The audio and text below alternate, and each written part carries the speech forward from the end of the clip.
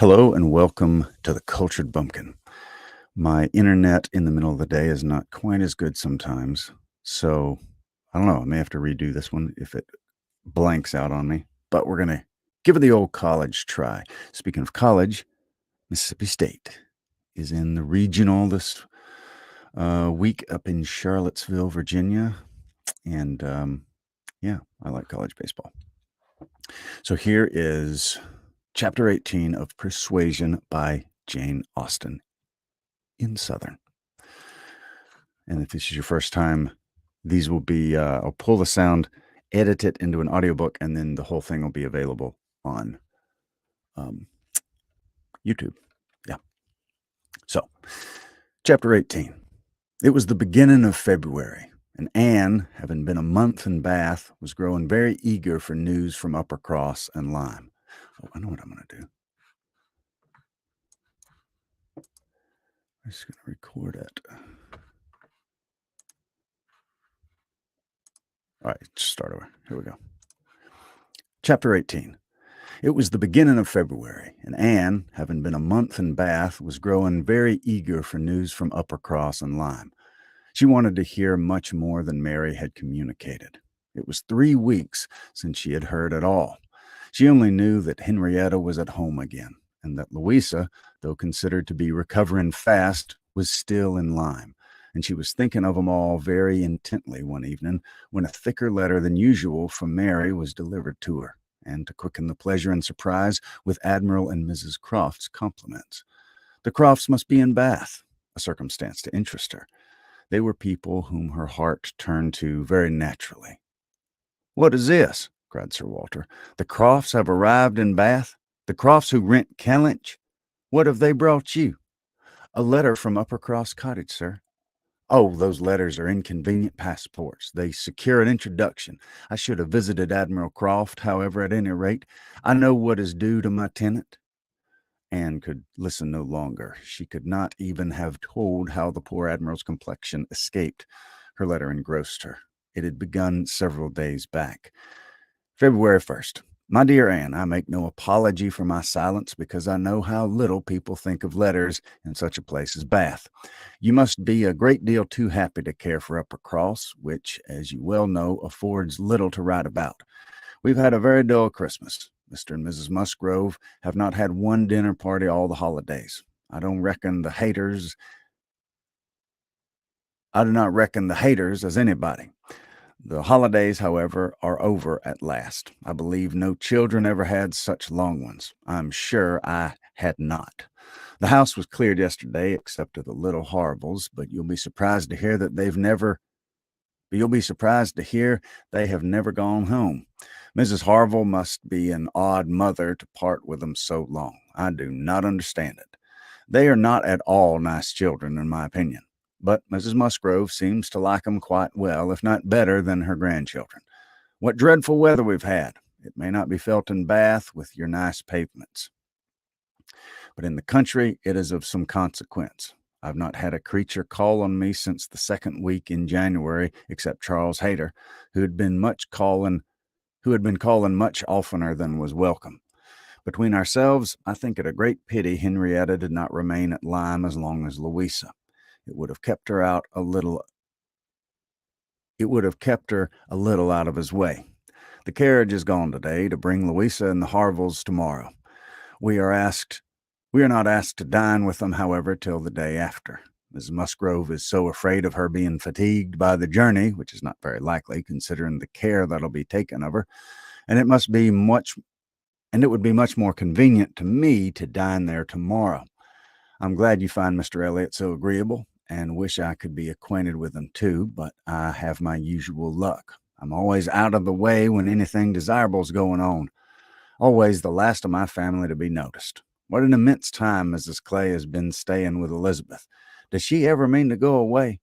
But perhaps if she were to leave the room vacant, we might not be invited. Let me know what you think of this. I don't expect my children to be asked, you know. I can leave them at the great house very well for a month or 6 weeks. I've this moment heard that the Crofts are going to Bath almost immediately. They think the Admiral gouty. Charles heard it quite by chance. they've not had the civility to give me any notice or of offering to take anything. I don't think they improve at all as neighbors. We see nothing of them. And this is really an instance of gross inattention. Charles joins me in love and everything proper. Yours affectionately. I just made a boo-boo.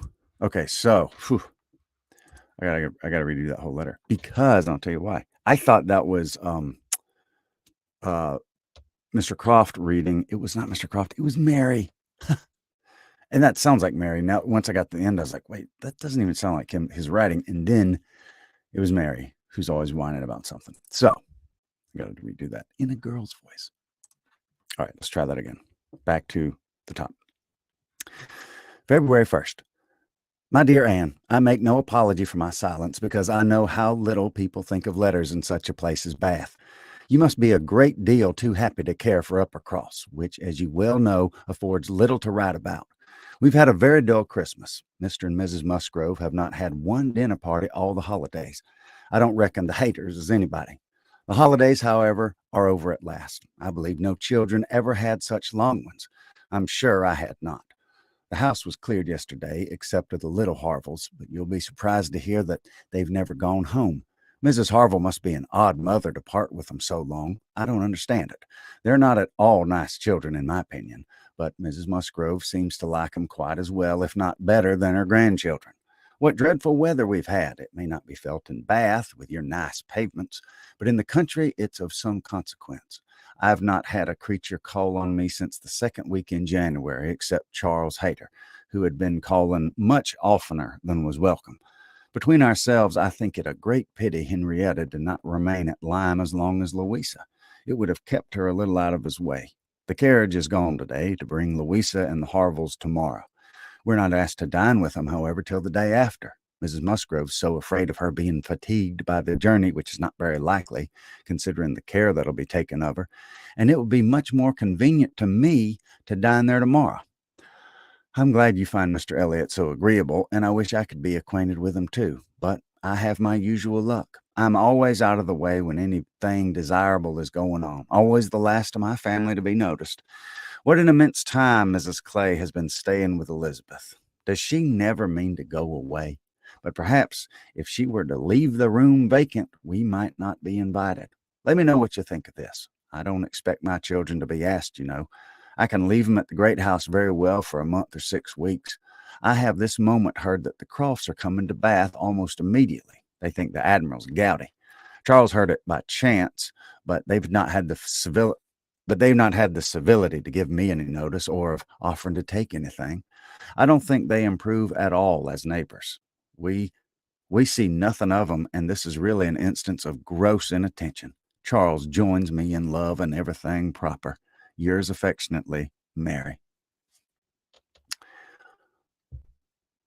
I'm sorry to say that I am very far from well, and Jemima has just told me that the butcher says there's a bad sore throat very much about. I dare say I shall catch it, and my sore throats, you know, are always worse than everybody's. So ended the first part, which had been afterwards put in an envelope containing nearly as much more. I kept my letter open that I might send you word how Louisa bore her journey, and now I'm extremely glad I did, having a great deal to add. In the first place, I had a note from Mrs. Croft yesterday, offering to convey anything to you. A very kind, friendly note indeed, addressed to me just as it ought. I shall therefore be able to make my letter as long as I like. The Admiral does not seem very ill, and I sincerely hope Bath will do him all the good he wants. I shall be truly glad to have him back again. Our neighborhood cannot spare such a pleasant family. But now for Louisa. I have something to communicate that'll astonish you not a little. She and the Harvilles came on Tuesday very safely, and in the evening we went to ask her how she did, when we were rather surprised not to find Captain Benwick of the party, for he had been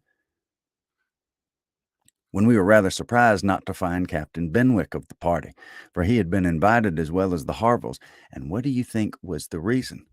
Neither more neither more nor less than his being in love with Louisa and not choosing to venture to Uppercross till he had had an answer from Mr. Musgrove, for it was all settled between him and her before she came away, and he had written to her father by Captain Harville. True, upon my honor. Are you not astonished? I shall be surprised at least if you ever received a hint of it, for I never did. Mrs. Musgrove protests solemnly that she knew nothing of the matter. We are all very well pleased, however, for though it's not equal to her marrying Captain Wentworth, it is infinitely better than Charles Hayter. And Mr. Musgrove has written his consent, and Captain Benwick is expected today. Mrs. Harville says her husband feels a good deal on his poor sister's account, but, however, Louisa is a great favorite with both. Indeed, Mrs. Harville and I quite agree that we love her the better for having nursed her. Charles wonders what Captain Wentworth will say, but if you remember, I never thought him attached to Louisa. I never could see anything of it. And this is the end, you see, of Captain Benwick's being supposed to be an admirer of yours. How Charles could take such a thing into his head was always incomprehensible to me. I hope he'll be more agreeable now. Certainly not a great match for Louisa Musgrove, but 1,000,000 times better than marrying among the Hayters. Mary need not have feared her sister's being in any degree prepared for the news. She had never in her life been more astonished. Captain Benwick and Louisa Musgrove. It was almost too wonderful to believe, and it was with the greatest effort that she could remain in the room, preserve an air of calmness, and answer the common questions of the moment. Happily for her, there were not many.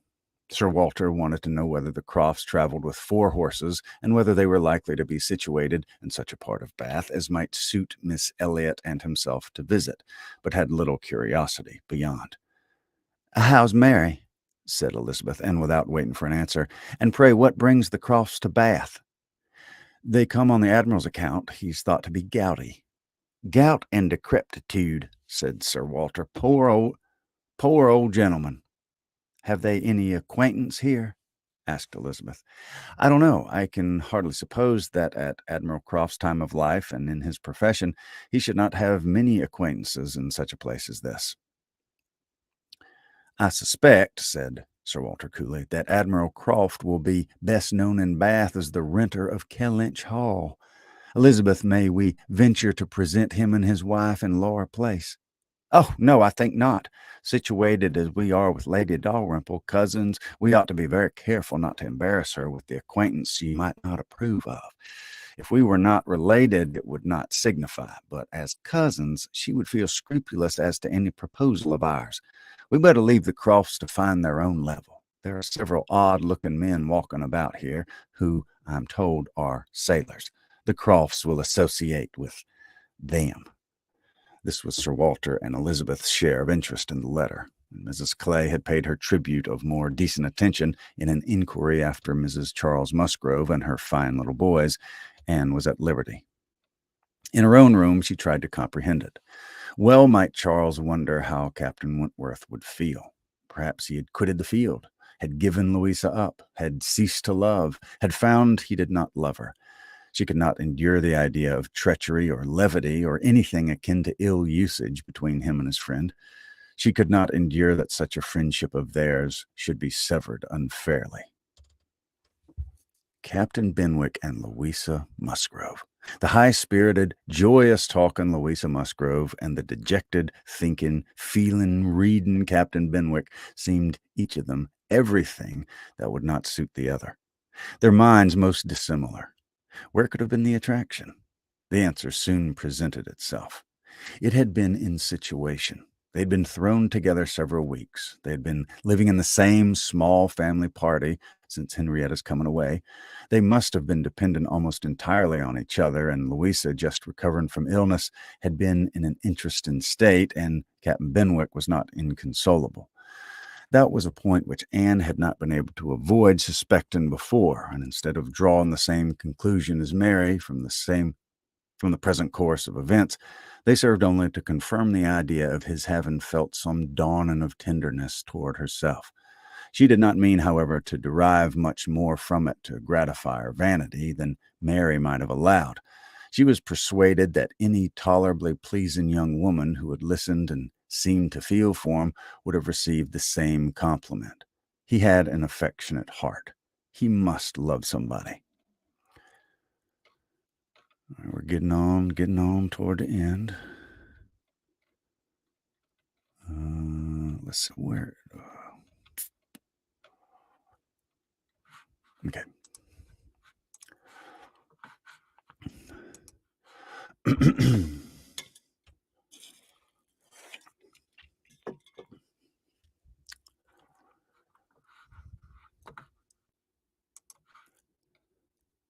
She saw no reason against their being happy. Louisa had fine naval fervor to begin with, and they would not soon grow more alike. He would gain cheerfulness, and she would learn to be an enthusiast for Scott and Lord Byron. Nay, that was probably learnt already. Of course, they had fallen in love over poetry. The idea of Louisa Musgrove turned into a person of literary taste and sentiment reflection was amusing, but she had no doubt of its being so. The day at Lyme, the fall from the cob, might influence her health, her nerves, her courage, her character to the end of her life as thoroughly as it appeared to have influenced her fate. The conclusion of the whole was that if the woman who had been sensible of Captain Wentworth's merits could be allowed to prefer another man, there was nothing in the engagement to excite lasting wonder, and if Captain Wentworth lost no friend by it, certainly nothing to be regretted. No, it was not regret which made Anne's heart beat in spite of herself and brought the color into her cheeks when she thought of Captain Wentworth unshackled and free. She had some feelings which she was ashamed to investigate. There was too much like joy, senseless joy. She longed to see the Crofts, but when the meeting took place, it was evident that no rumor of the news had yet reached them. The visit of ceremony was paid and returned, and Louisa Musgrove was mentioned, and Captain Benwick too, without even half a smile. The Crofts had placed themselves in lodgings in Gay Street, perfectly to Sir Walter's satisfaction. He was not at all ashamed of the acquaintance, and did in fact think and talk a great deal more about the Admiral than the Admiral ever thought or talked about him. The Crofts knew quite as many people in Bath as they wished for, and considered their intercourse with the Elliots as a mere matter of form, and not in the least likely to afford them any pleasure. They brought with them their country habit of being almost always together. He was ordered to walk to keep off the gout, and Mrs. Croft seemed to go shares with him in everything, and to walk for her life to do him good. Anne saw them wherever she went. Lady Russell took her out in her carriage almost every morning, and she never failed to think of him and never failed to see him. Knowing their feelings as she did, it was a most attractive picture of happiness to her. She always watched them as long as she could, delighted to fancy she understood what they might be talking of as they walked along in happy independence, or equally delighted to see the Admiral's hearty shake of the hand when he encountered an old friend, and observed their eagerness of conversation when occasionally forming into a little knot of the Navy, Mrs. Croft looking as intelligent and keen as any of the officers around her. Anne was too much engaged with Lady Russell to be often walking herself, but it so happened that one morning, about a week or 10 days after the Crofts' arrival, it suited her best to leave her friend or her friend's carriage in the lower part of the town and return alone to Camden Place. And in walking up Milsom Street, she had the good fortune to meet with the Admiral. He was standing by himself at a print shop window with his hands behind him in earnest contemplation of some print, and she not only might have passed him unseen, but was obliged to touch as well as address him before she could catch his notice. When he did perceive and acknowledge her, however, it was done with all his usual frankness and good humor. "Ha! Is it you? Thank you. This is treating me like a friend. Here I am, you see, staring at a picture. I never can get by this shop without stopping. But what thing here is by way of a boat. Do look at it. You ever see the like? What queer fellows your fine painters must be to think anybody could venture their lives if..." To think that anybody could venture their lives in such a shapeless old cockleshell as that. And yet here are two gentlemen stuck up and mightily at their ease and looking about 'em at the rocks and mountains as if they are not upset the next moment, which they certainly must be. As if they were not to be upset the next moment, which they certainly must be. I wonder where the boat was built. I wonder where the boat was built. I would not venture over a horse pond in it. Well, turning away. Now, where are you bound? Can I go anywhere for you or with you? Can I be of any use? None, I thank you, unless you'll give me the pleasure of your company the little way our road lies together. I'm going home. That I will with all my heart, and farther too. Yes, yes, we'll have a snug walk together, and I have something to tell you as we go along. There, take my arm. That's right. I do not feel comfortable if I have not a woman there. Lord, what a boat that is! Taking a look at the picture, and they began to be in motion. Did you say that you had something to tell me, sir?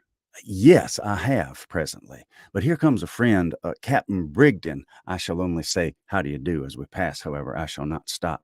How do you do? Brigden stares to see any...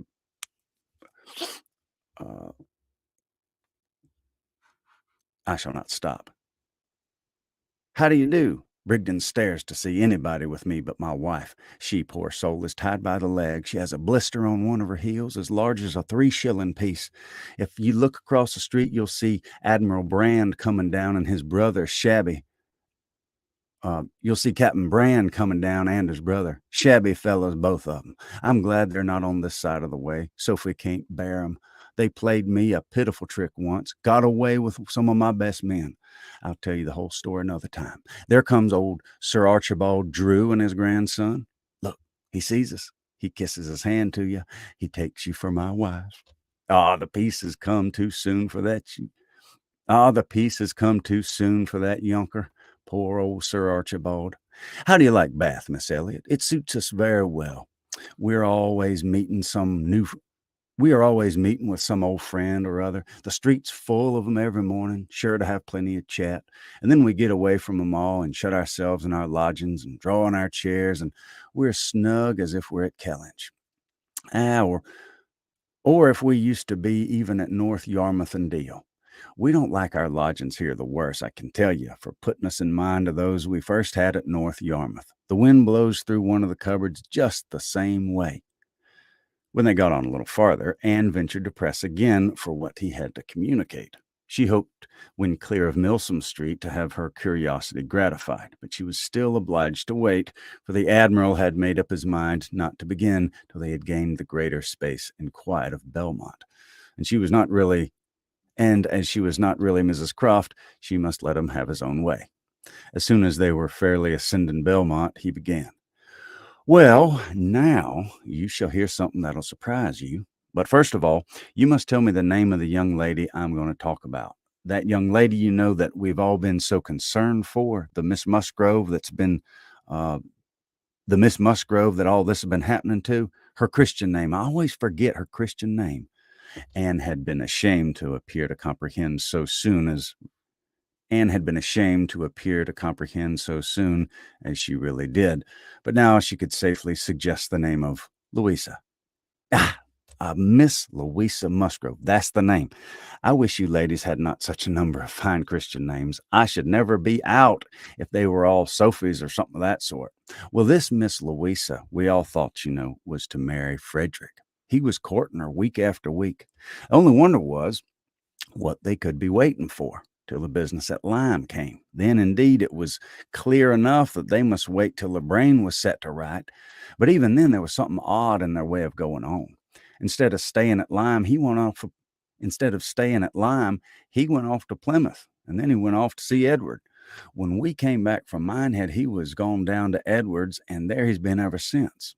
We've seen nothing of him since November. Even Sophie could not understand it. But now the matter has taken the strangest turn of all, for this young lady, the same Miss Musgrove, instead of being to marry Frederick, is to marry James Benwick. You know James Benwick. I'm a little acquainted with Captain Benwick. Well, she is to marry him. Nay, most likely they're married already, for I don't know what they should wait for. I thought Captain Benwick a very pleasing young man, said Anne, and I understand he bears an excellent character. Oh, yes, yes, there's not a word to be said against James Benwick. He's only a commander, it's true, made last summer, and these are bad times for getting on, but he has not another fault that I know of. An excellent, good-hearted fellow, I assure you. A very active, zealous officer, too, which is more than you would think for perhaps that sort of soft manner does not do him justice. Indeed, you're mistaken there, sir. I should never augur want of spirit from Captain Benwick's manners. I thought them particularly pleasing, and will answer for it, they would generally please. Well, well, ladies are the best judges, but James Benwick is rather too piano for me. And though very likely it's all our partiality, Sophie and I can't help thinking Frederick's manners better than his. There's something about Frederick more to our taste. Anne was caught. She had only meant to oppose the too common idea of spirit and gentleness being incompatible with each other, not at all to represent Captain Benwick's manners as the very best that could possibly be. And after a little hesitation, she was beginning to say, I was not entering into any comparison of the two friends, but the Admiral interrupted her with, and the thing is certainly true. It's not mere bit of gossip. We've had it from Frederick himself. We have it from Frederick himself. His sister had a letter from him yesterday in which he tells us, and he had just had it in a letter from Harville written upon the spot from Uppercross. I fancy they're all at Uppercross.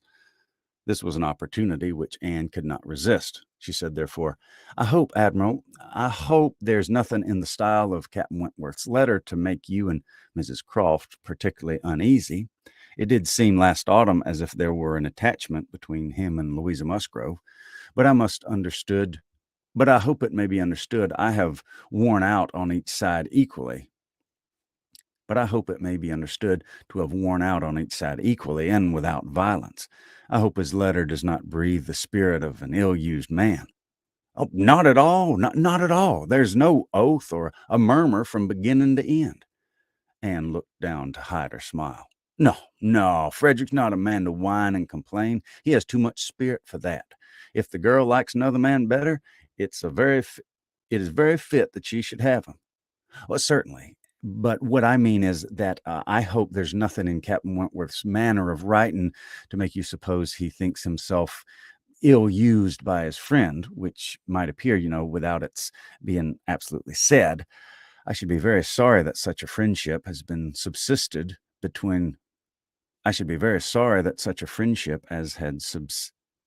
I should be very sorry that such a friendship as has subsisted between him and Captain Benwick should be destroyed or even wounded by a circumstance of this sort.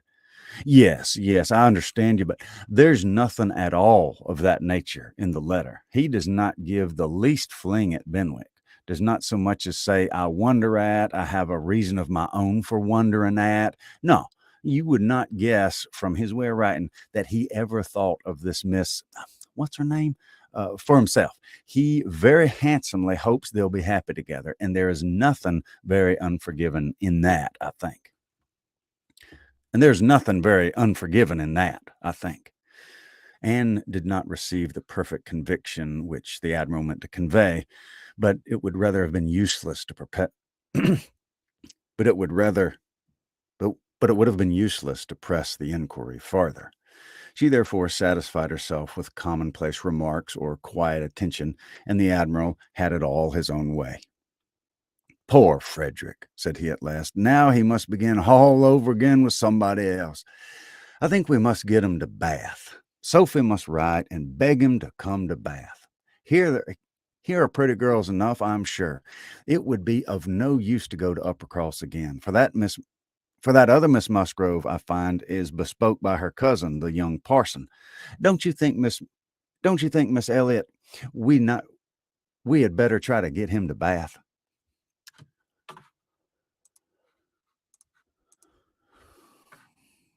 All right. Well, that is chapter 18. And I'll probably be back on later on this evening. So feel free to hop on. That was what do you call it? Chapter 18. If you enjoyed that, I hope you'll subscribe. I hope you'll like the video. I'd appreciate it if you did that. And tell a friend if you get a kick out of these. Send it to somebody that would like it. It's always the more the merrier. So anyway, thank you very much for watching, and I'll talk to you soon.